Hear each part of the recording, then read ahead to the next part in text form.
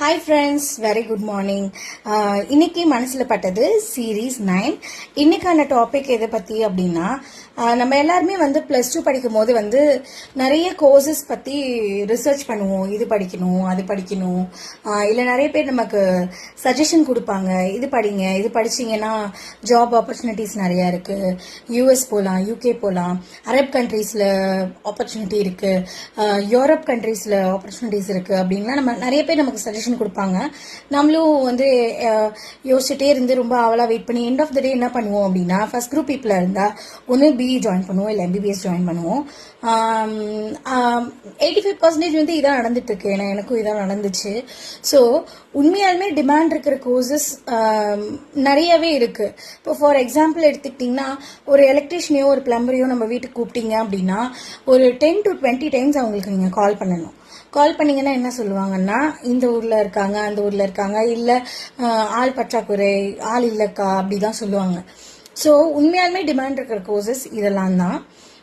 ஆர்எல்ஸ் நீங்கள் எப்படி நம்மளை ட்ரெயின் பண்ணிக்கணும் அப்படின்னா, வெஸ்டர்ன் கண்ட்ரீஸில் இருக்கிற மாதிரி கொஞ்சம் கொஞ்சமாவது அவங்க எல்லா வேலையுமே அவங்களே பார்த்துக்கிற அளவுக்கு அவங்க எல்லாத்தையுமே லேர்ன் பண்ணி வச்சுக்குவாங்க. நம்மளால அந்த அளவுக்கு முடியலனாலும் கொஞ்சம் கொஞ்சம் நம்ம வேலையை நம்மளே பார்த்துக்கிறதுக்கு ஃப்யூச்சரில் வர கிட்ஸை வந்து நம்ம ட்ரெயின் பண்ணணும். இது எனக்கு தெரிஞ்ச விஷயத்த நான் சொல்கிறேன்.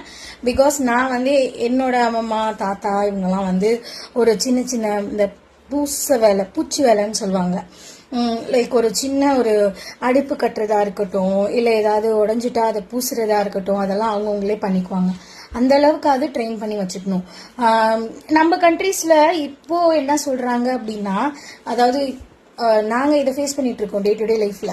இப்போ நம்ம வேலையை நம்ம பார்த்துக்கிட்டோம் அப்படின்னா, ஐயோ ஏன் உங்கள் வேலையை நீங்கள் பார்க்குறீங்க, ஆள் வரலையா, இல்லை ஆள் போட்டு வேலை வாங்க முடியலையா அப்படி கேட்குறாங்க. அந்த மாதிரிலாம் இல்லை.